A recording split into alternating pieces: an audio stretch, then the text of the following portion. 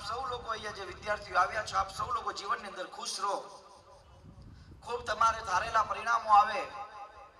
તમે ક્યાંક નિષ્ફળ પણ ગયા છો. ઘણા બધા યુવાનો હશે કે જેને પરીક્ષાની અંદર સારા માર્ક્સ નહીં આવ્યા હોય, નિરાશ હશે કે ધોરણ 10 અને 12 ની અંદર આ શું થઈ ગયું. તો એના માટે એક નાની મેં થોડું ઘણું સાંભળ્યું છે એક ભાઈના મોઢે કે માઉન્ટ એવરેસ્ટ ઘણા બધા લોકો ચડ્યા છે. માઉન્ટ એવરેસ્ટ ઘણા બધા લોકો ચડ્યા છે, પણ સૌથી પહેલા હિલેરી ક્લિન્ટન જે માઉન્ટ એવરેસ્ટ ચડ્યા હતા ત્યારે ફર્સ્ટ ટાઈમ ગયા હતા, તે આખું માઉન્ટ એવરેસ્ટ નતા ચડી શક્યા, એટલે પાછા આવી ગયા હતા. ત્યારે એમને એક બહુ સરસ વાક્ય કીધું હતું, I will coming but you are not yes going. કે તું તો પહાડ છે, તું અહીંયા રહેવાનો છું, હું તો માણસ છું, ફરીથી આવીશ ને આને સર કરી ચડીશ.